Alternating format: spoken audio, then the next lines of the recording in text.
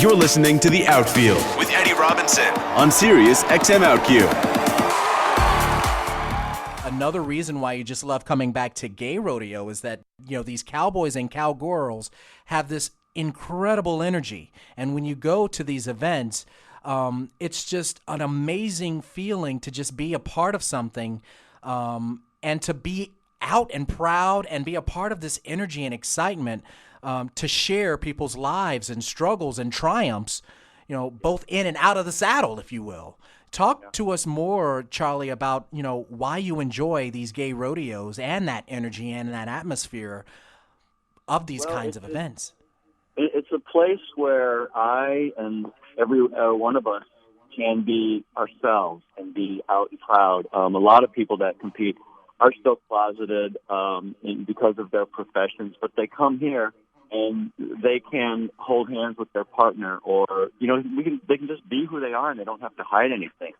In my personal life and professional life, I am out, and it's not an issue. I don't worry about stuff like that. But the gay rodeo family, we have such a huge camaraderie. There's so many aspects of the rodeo. There's the contestants, and then there's the arena crew and volunteers, and everybody loves what they do, whatever part they take in these organizations. They absolutely love the volunteers that work the arena crew. They love playing in the dirt. They love getting in there. The contestants, we all pretty much know everybody around the country. I'm getting more involved with the political side with TGRA now, and it's a whole.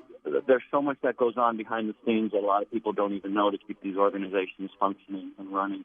And a lot of people were kind of surprised to see me do this because I've been a contestant for so long that now they see this other side of me. And I work with some really great guys and gals and keeping this together. And it's really a great family. We've got a lot of nice rodeos coming up this year, and it's going to be a very exciting year, I think, for all of us. We're changing That's interesting. the ways that we do things. That's great to know because, and it does seem you've got this. What do you do with the TGRA, the Texas Gay Rodeo Association? What's your role in that?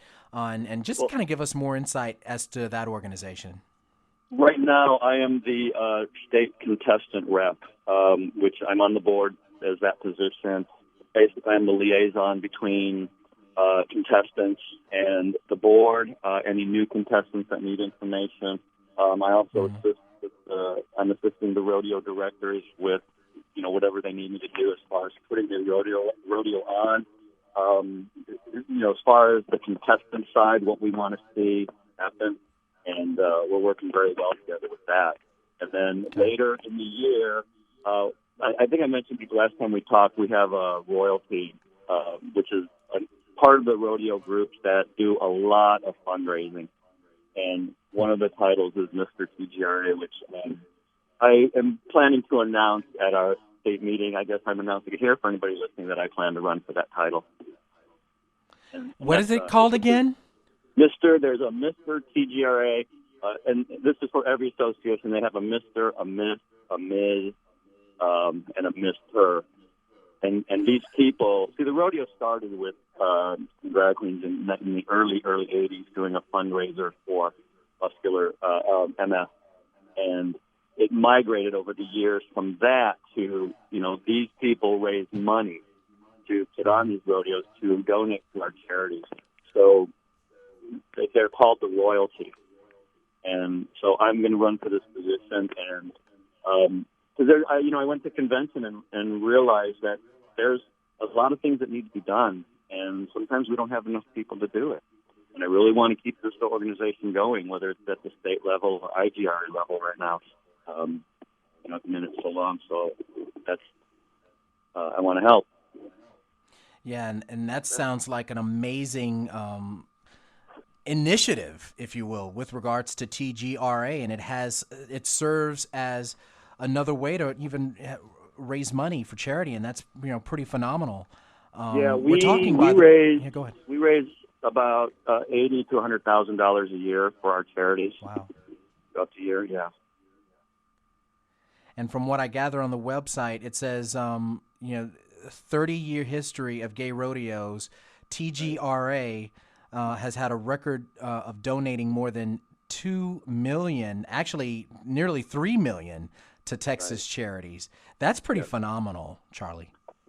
It is. And, as quote one of the folks that was on the royalty team, we raise this $1 at a time, and Wow. It is a lot of work, and sometimes they're small functions, sometimes they're big, but we raise the money, we put on rodeo schools, education, and then we, donate to charities throughout every year and help them out. And that's a good point, too. And by the way, we're speaking to Charlie Colella, rodeo champion in Dallas. And if anyone wants to find out more details, like where can they go, Charlie, to find out details about even classes and if they want to kind of participate and perhaps even donate? At a higher level, you can go to igra.com.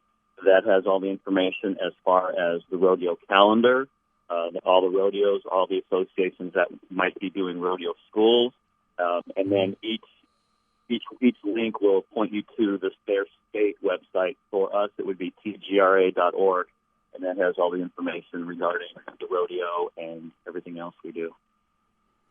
Charlie Colella of the Texas Gay Rodeo Association, thank you so much for coming on the show on the Outfield. Before I let you go, back in November, we had CNN reporter Lisa Ling on the show, and she was talking about her new special at that time, This Is Life.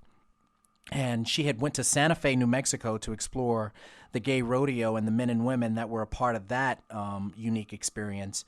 Did you see that show? And if so, what were your thoughts, perspectives on it? What did you think about the show? CNN, This Is Life, Gay Rodeo. I liked her perspective, and she was kind of down in the dirt, with a lot of the guys and girls. The one thing I had to laugh at, I just her lack of knowledge, but, talking about steer riding being the biggest event, which steer riding really isn't, but it's more bull riding. But, that's okay. But overall, I thought she covered it very well, and the folks that she interviewed was quite interesting, and I think it was a good promotion for all of us. Yeah, I tell you, and it was so fascinating when she spoke to one particular guy. I think his name was Bubba, who was looking at the rodeo. He was a participant, a competitor in the gay rodeo, but he looked at it as his fantasy because in his real life, he was closeted and he could not come out. And he, got into tears talking to Lisa about the fact that here he is closeted, loving to be a part of this event. And it really, and it was a very emotional moment in that part of the show. And I thought that it was fantastic. Yeah, that's what I was saying earlier about, you come here and this is where you can be who you are. Yep. I wanted to bring that up. And before I let you go, too, because I thought Lisa was very honest, too, she said going in, she thought that this was going to be some disco ball party. There was going to be like this massive disco ball in the middle of the dust of the rodeo. And then she gets there and she sees these real life gay cowboys and cowgirls, and they're truly, truly competitive in this, violent sport, if you will. Have you come across people that have that mentality that gay rodeo, and they're automatically thinking of Sylvester? Well, yeah, absolutely. I've heard, even today, what is a gay rodeo? Well, you can ask, what is a black rodeo? What is a policeman's rodeo? It's another category.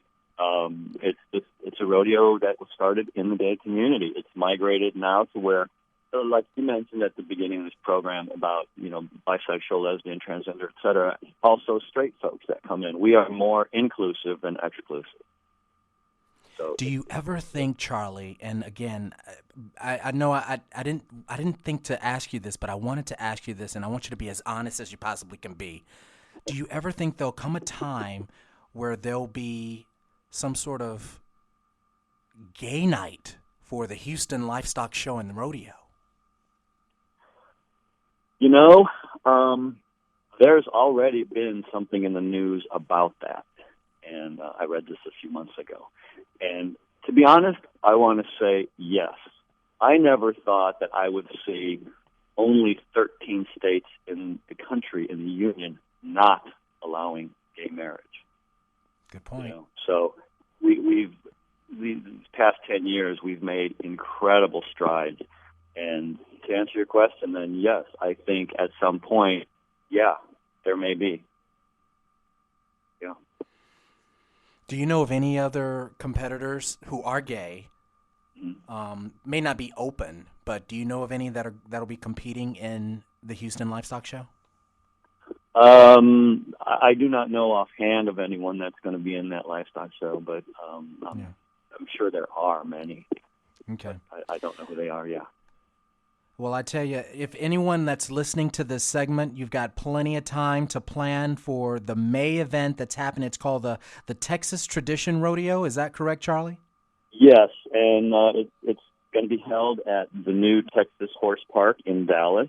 It's an awesome facility. You can check that out at texashorsepark.com. And we are planning like this, like I told you earlier. A lot of the associations have realized we need to change how we're doing things. So this rodeo is going to be a music fest and rodeo. We've got Weldon Henson performing, plus 4 others, and a big name who I cannot mention yet, but I can say he just recently came out. But I can't. We have to wait for contracts and all that to be signed. But we have like 4 or 5 bands and performers. Okay. So that will be going on, as well as the 2-day rodeo. Don't miss the Outfield. Sundays, 11 a.m. East, 8 West on Sirius XM OutQ.